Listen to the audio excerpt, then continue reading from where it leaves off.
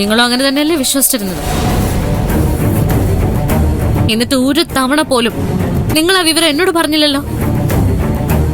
എല്ലാം മറച്ചു വെച്ചില്ലേ മനഃപൂർവ്വം?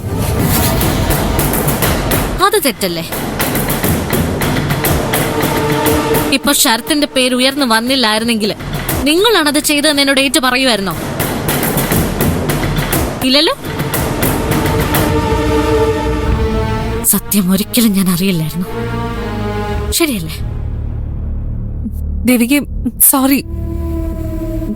ഞങ്ങള് തെറ്റാണ്, പക്ഷെ പറ്റിപ്പോയി. അതിന് കാലിൽ വീണ് മാപ്പ് ചോദിക്കാൻ ഇനി തന്നെ ഒന്നും ആവശ്യമില്ല. പുതിയ പ്രതി വന്നു കഴിഞ്ഞു.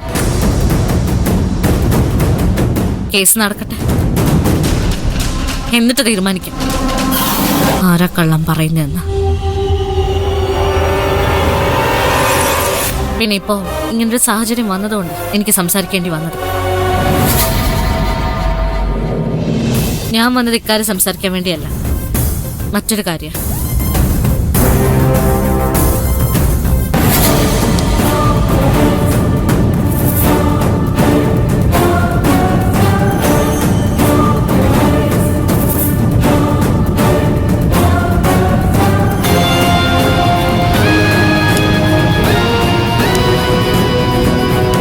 എന്താ ദേവിക വിശേഷിച്ച്? സാറിന്റെ വീട്ടിൽ വന്നിരുന്നു എന്നറിഞ്ഞു. അതെ, വന്നിരുന്നു. എന്നോട് എന്തെങ്കിലും ചോദിക്കാനോ പറയാനോ ഉണ്ടെങ്കിൽ എന്തിനാ സാർ ഈ വയ്യാത്ത കാലം വെച്ച് അവിടെ വരെ വന്നു? ഒന്ന് ഫോൺ ചെയ്താൽ മതിയായിരുന്നല്ലോ, ഞാൻ ഇവിടെ എത്തുമായിരുന്നല്ലോ. ഇത് പറയാൻ വേണ്ടിയാണോ ദേവിക കഷ്ടപ്പെട്ട് ഇങ്ങോട്ട് വന്നത്? അയ്യോ അല്ല സർ, എനിക്കെതിരെ യാതൊരു അടിസ്ഥാനവും ഇല്ലാത്തൊരു ആരോപണമാണല്ലോ എന്റെ വീട്ടിൽ ചെന്ന് സാർ പറഞ്ഞത്. എന്നാ പിന്നെ അത് പറഞ്ഞ ആളെ ഒന്ന് നേരിട്ട് കണ്ടു കളയാന്ന് വിചാരിച്ചു. ആ, അക്ഷരയും കൂടി കേൾക്കണം.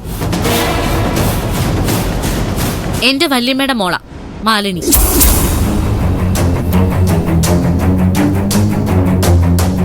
അത് കേട്ടപ്പോ അക്ഷരയുടെ ഡാഡി പറഞ്ഞത് എന്താണെന്നറിയോ?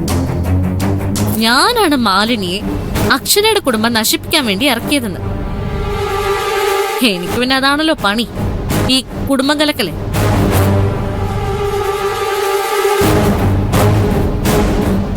അതെ സാറേ, സംസ്കാരം വിട്ടൊന്നും ചെയ്യുന്നവളല്ല ഞാൻ. ഞങ്ങളും അങ്ങനെയുള്ള ആളുകൾ തന്നെയാണ് ദേവിക. ആണെന്നൊക്കെ ഞാൻ വിശ്വസിച്ചിരുന്നു, അല്ലാന്നിപ്പം മനസ്സിലായി സാർ. സാറ് വലിയ ഡോക്ടറൊക്കെ ആയിരുന്നില്ലേ? ഒരു വീട്ടിൽ ചെന്ന് എങ്ങനെ പെരുമാറണമെന്ന് സാറിന് അറിയില്ല? എന്തേലും പറയാനുണ്ടെങ്കിലേ ആ ആളുടെ മുഖത്ത് നോക്കി പറയണം സാർ, അല്ലാതെ മറ്റാരെങ്കിലും അതിനുവേണ്ടി കരുവാക്കുകയല്ല. സാറിനോട് എനിക്കൊരു ബഹുമാനം ഉണ്ടായിരുന്നു, അത് സാറായിട്ട് തന്നെ കളഞ്ഞു ഒളിച്ചു.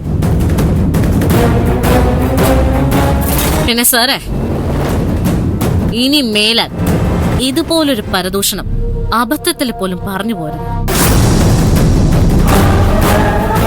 പറഞ്ഞ എന്റെ പ്രതികരണം ഇങ്ങനെ ആയിരിക്കണമെന്നില്ല.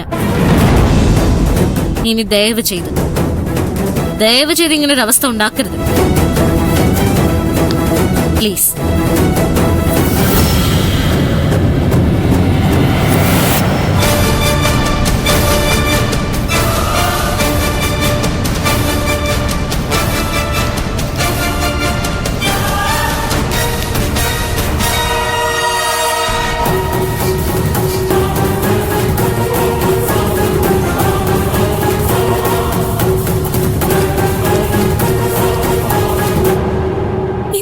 ഡാഡി കാണിച്ചത്?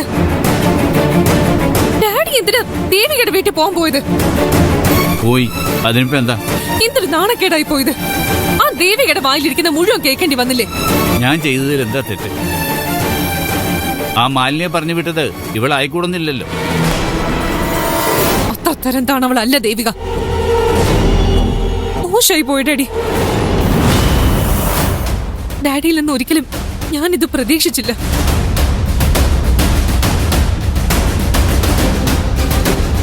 ഏട്ടന്റെ എടുത്തിയാട്ടങ്ങളെ എല്ലാ പ്രശ്നങ്ങളും ഉണ്ടാക്കുന്നത്. ഇനി എല്ലാവരും കൂടി എന്നെ കുറ്റപ്പെടുത്തിക്കും. ഞാനാണല്ലോ മാലിന്യയുടെ പുറകെ പോയത്. കുറ്റം പറയാൻ എല്ലാവർക്കും നല്ല മിടുക്കാം. എന്തെങ്കിലും ഒരു പ്രശ്നം ഉണ്ടായാൽ അത് പരിഹരിക്കാൻ മുന്നിട്ടിറങ്ങുമോ? അതുമില്ല.